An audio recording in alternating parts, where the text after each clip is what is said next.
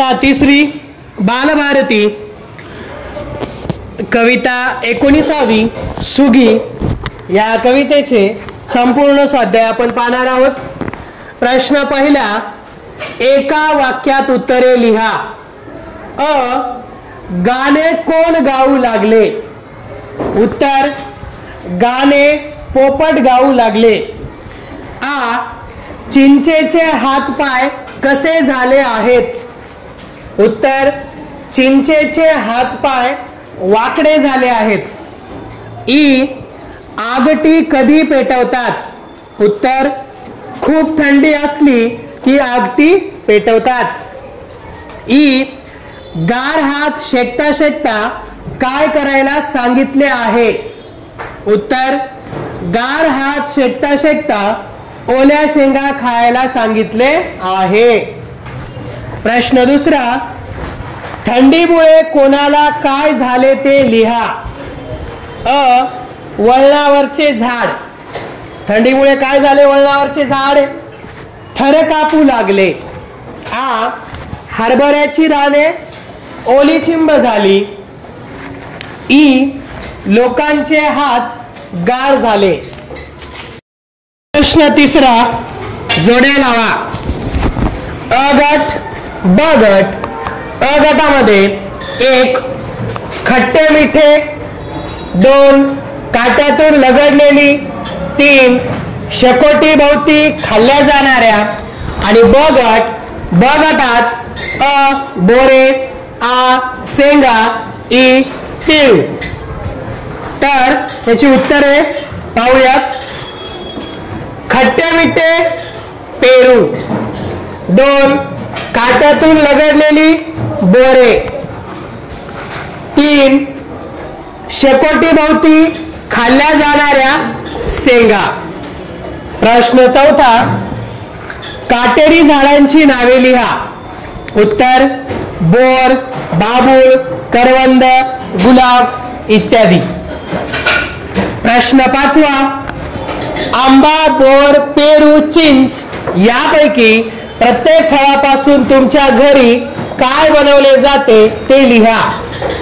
उत्तर, आंबा। आंब्यापासून कोणते पदार्थ बनवले जातात? तर आमरस, आंबावडी, लोणचे आणि मुरंबा।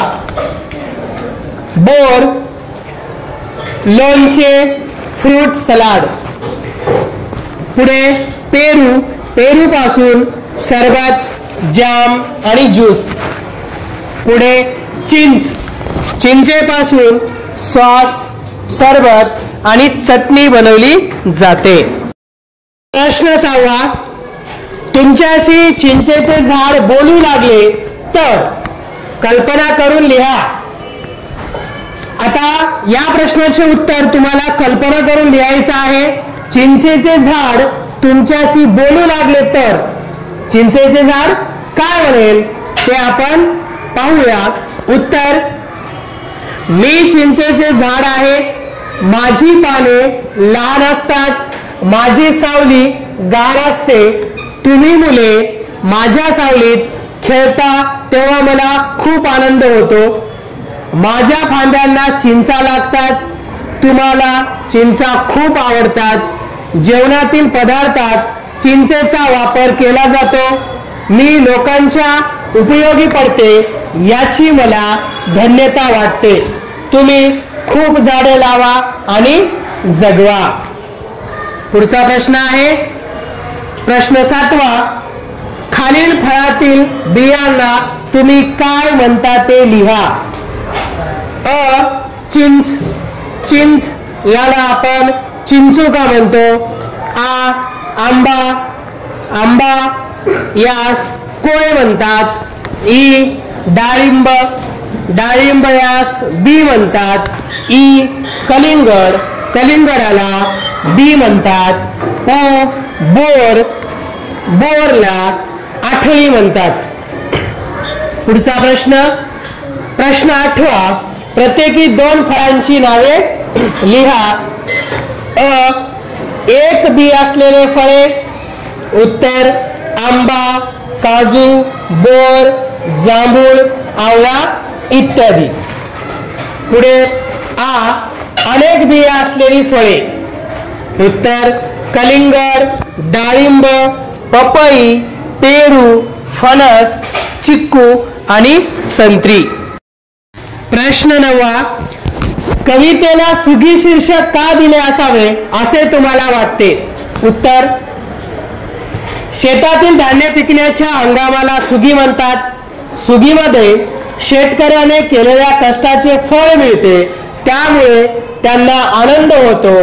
या कवितेत झाडांना बहर आला आहे, फळे लगडलेली आहेत याबाबतचे वर्णन कवितेत आले आहे, म्हणून कवितेला सुगी हेच शीर्षक दिले असावे असे वाटते. वाचा. वृक्ष आपले मित्र आहेत, ते आपल्याला फळे, फुले, सावली देतात. त्यांची काळजी घेणे व रक्षण करणे हे आपले कर्तव्य आहे. या कवितेचे स्वाध्याय सुंदर अक्षरामध्ये लिहून काढा आणि वाचन करा.